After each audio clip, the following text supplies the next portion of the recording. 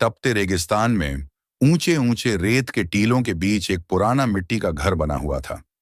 उसी घर में करीब 80 साल का एक बूढ़ा आदमी अकेला रहता था, जिसका नाम हरिराम था। उस रात भी हरिराम गहरी नींद में सो रहा था। बाहर चारों तरफ सन्नाटा फैला हुआ था और रात काफी गहरी हो चुकी थी। अचानक दरवाजे पर किसी ने दस्तक दी। हरिराम घबराकर उठ बैठा। उसने मन में सोचा, इस समय मेरे दरवाजे पर कौन हो सकता है? इस वीराने में तो कोई आता जाता नहीं। दस्तक फिर से और जोर से हुई। हरिराम धीरे धीरे उठकर दरवाजे तक गया। जैसे ही उसने दरवाजा खोला, सामने का नजारा देखकर वह हैरान रह गया। सामने एक जवान और बेहद सुंदर लड़की खड़ी थी। उसका नाम था कमला। हरिराम ने जैसे ही उसे देखा, उसके अंदर कुछ अजीब सी हलचल उठी। उसकी नजरें उस पर टिक गईं। वह कुछ पल तक बस उसे देखता ही रह गया। उसने पूछा, तुम कौन हो और इस वीराने में इतनी रात को क्या कर रही हो? कमला ने थकी हुई आवाज में कहा, मैं अजमेर जा रही थी, मगर रास्ता भटक गई। एक रात रुकने की जगह चाहिए। सुबह होते ही निकल जाऊंगी। हरिराम उसकी बात सुनते हुए उसे ध्यान से देखता रहा। उसकी आवाज में कोमलता थी और चेहरा किसी हिरणी जैसी सुंदरता से भरा था। वह बोला, अंदर आ जाओ। कमला घर में आ गई। हरिराम ने एक कोना दिखाते हुए कहा, यहीं लेट जाओ, सुबह चली जाना।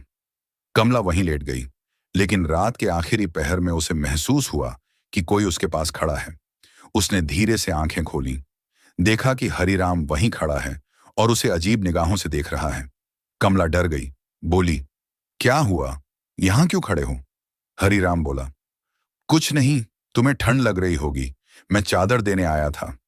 कमला ने गुस्से से चादर ली, ओढ़ी और मुंह फेर कर लेट गई। लेकिन हरिराम की आंखों से नींद गायब थी। वह उसे देखता रहा। उसकी आंखों में एक अजीब चमक थी, जैसे कोई पुरानी अधूरी चाह फिर से जाग गई हो। सुबह हुई। कमला ने धन्यवाद कहा और जाने लगी। तभी हरिराम बोला, कहाँ जाओगी? अजमेर यहां से बहुत दूर है और तुम अकेली लड़की हो। इतना कहते हुए उसने उसका हाथ पकड़ लिया। आज की रात यहीं रुक जाओ, बस एक रात और। कमला ने झुंझलाकर हाथ छुड़ाया और बोली, इसका क्या मतलब? हरिराम बोला, डरो मत, मैं तुम्हें कल रास्ते का इंतजाम कर दूंगा। उसकी आंखों में कुछ चालाकी झलक रही थी। कमला उसकी बातों में आ गई और रुकने को तैयार हो गई। रात हुई। कमला अपने बिस्तर पर लेटी। हरिराम भी अपने बिस्तर पर गया। आधी रात को हरिराम चुपके से उठा और उसके पास पहुंच गया।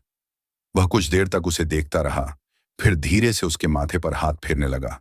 इतने में कमला की आंख खुल गई। वह चौंक कर बोली, क्या कर रहे हो यहां? हरिराम बोला, मैं तकिया देने आया था। तुम बिना सिरहाने लेटी हो, गर्दन में दर्द हो जाएगा। कमला ने तकिया लिया और गुस्से में बोली, जाओ यहां से। हरिराम वापस अपने बिस्तर पर गया, पर मन में बड़बड़ाने लगा, सुबह चली जाएगी, ये मेरा आखिरी मौका था। नहीं, मैं इसे ऐसे नहीं जाने दूंगा। किसी तरह इसे रोकना ही होगा। सुबह हुई। कमला बोली, अगर सब इंतजाम हो गया हो तो मुझे जाने दो। हरिराम ने उसकी ओर देखा और कहा, नहीं, आज नहीं जा सकती। अभी कोई साधन नहीं मिला। शायद कल कोई काफिला गुजरे जो अजमेर जाएगा। काफिले का नाम सुनकर कमला को थोड़ी राहत मिली। उसने सोचा, ठीक है, एक रात और रुक जाती हूं। हरिराम के चेहरे पर खुशी चमक उठी। उसने मन ही मन कहा, एक रात और मिल गई। पूरा दिन वह उसे देखता रहा। उसकी निगाहें अब और भी बेचैन थीं। रात ढली।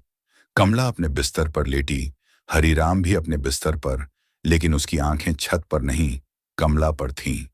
धीरे धीरे वह उठा और उसके पास जाकर बैठ गया। उसके बालों को सहलाने लगा।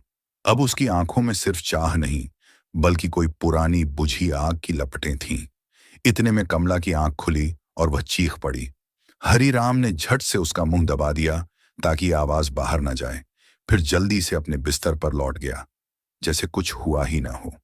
कमला पूरी रात कांपती रही, सोचती रही, यह मेरे पास क्यों आया था? इसके इरादे ठीक नहीं लगते। वह डर से बेचैन रही और किसी तरह आंख लग गई। सुबह हुई। उसने पूछा, काफिला आया? हरिराम बोला, अभी तक नहीं आया, शायद शाम तक पहुंचे। कमला बोली, मैं अब और नहीं रुक सकती। हरिराम बस चुपचाप सिर झुकाकर बैठ गया, लेकिन उसकी आंखों में वही पुरानी शिकार जैसी निगाहें थीं। कमला के मन में डर बढ़ गया। मुझे यहां से निकलना ही होगा, चाहे काफिला आए या ना आए। शाम ढल चुकी थी।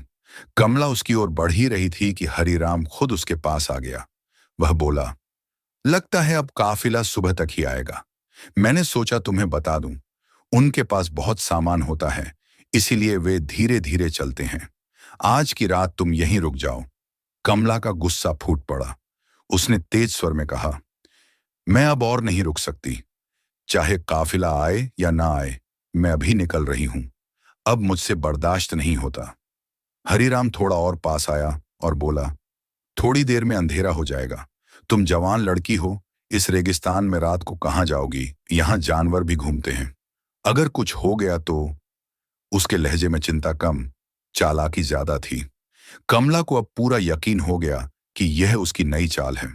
थोड़ा सोचकर बोली, ठीक है, रुक जाते हैं, लेकिन सुन लो, यह आखिरी रात होगी। कल सुबह चाहे काफिला आए या ना आए, मैं यहां से चली जाऊंगी। हरीराम मुस्कुराया और बोला, ठीक है। लेकिन उसकी मुस्कान में कोई और ही राज छिपा था। रात उतर चुकी थी। कमला पूरी तरह चौकन्नी थी। वह कोने में लेटी, लेकिन उसकी आंखें खुली हुई थीं। डर और शक उसकी सांसों में घुल चुके थे। धीरे से उसने खुद से कहा, उम्मीद है यह रात जल्दी बीत जाए। वह आंखें बंद करके ऐसे लेटी जैसे गहरी नींद में हो। हरीराम अपने बिस्तर पर था, मगर उसकी एक आंख खुली हुई थी। वह बार बार कमला को देखता, यह समझने की कोशिश करता कि क्या वह सच में सो गई है। जब उसे लगा कि कमला बिल्कुल शांत है, उसने आंखें बंद कर लीं, लेकिन उसका दिल बेचैन था। कुछ देर बाद जब उसे यकीन हो गया कि कमला सो चुकी है, वह धीरे धीरे उठा और उसकी ओर बढ़ा। काफी देर तक उसके पास खड़ा रहा, जैसे उसके होश हवास टटोल रहा हो। फिर पैरों के पास बैठ गया और धीरे धीरे उन्हें सहलाने लगा।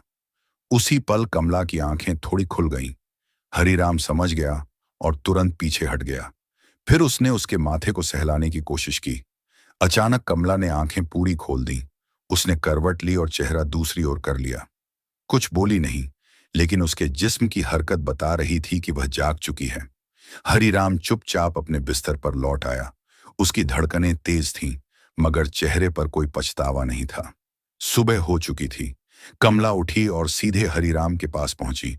उसने सख्त आवाज में पूछा, तो आया क्या तुम्हारा काफिला या फिर कोई नया बहाना है? हरीराम कुछ पल चुप रहा, फिर बोला, काफिला तो नहीं आया। कमला झल्ला उठी, मुझे पहले ही पता था कि कोई काफिला आने वाला नहीं है। तुम मुझे किसी और वजह से रोक रहे हो। अब मुझे सब समझ आ गया। मैं अब एक पल भी यहां नहीं रुक सकती। जैसे ही वह झोपड़ी से बाहर निकली, हरीराम अचानक सामने आकर खड़ा हो गया। रास्ता रोकते हुए बोला, तुम यहां से नहीं जा सकती। कमला गुस्से में बोली, हटो रास्ते से, वरना मैं चीख उठूंगी। हरीराम शांत स्वर में बोला, यहां तुम्हारी आवाज सुनने वाला कोई नहीं है। कमला चिल्लाई, आखिर चाहते क्या हो? क्यों रोक रहे हो मुझे? तुम तो मेरे बाप की उम्र के हो। शर्म करो, कुछ तो लिहाज करो। हरीराम गंभीर आवाज में बोला, जैसा तुम सोच रही हो वैसा नहीं है। जिस इंसान को ढूंढने तुम अजमेर जा रही हो, क्या पता वह यहीं कहीं हो? कमला हैरान रह गई। मुझे यहां एक पल भी नहीं रुकना, और तुम्हें यह कैसे पता कि मैं अजमेर में किसी को ढूंढने जा रही हूं? हरीराम बोला, यह बात अभी नहीं बता सकता, लेकिन अगर तुम आज की रात यहीं ठहर जाओ तो तुम्हारे लिए बेहतर होगा। कमला दंग रह गई। फिर वही चाल? ये बार बार मुझे क्यों रोक रहा है? आखिर चाहता क्या है? हरीराम बोला, मैंने कहा ना, बस एक रात और रह जाओ। कल सुबह तुम्हारे सारे सवालों के जवाब मिल जाएंगे, और शायद तुम्हें अजमेर जाने की जरूरत भी ना पड़े। कमला उलझन में थी। वह हैरानी से सोचने लगी, यह कैसे जानता है कि मैं किसे ढूंढ रही हूं? अब उसका भरोसा हरीराम से पूरी तरह उठ चुका था। उसने उसे धक्का दिया और झोपड़ी से बाहर निकल गई। हरीराम उसके पीछे भागा और पुकारा, रुको, अगर तुम चली गई तो सब बर्बाद हो जाएगा।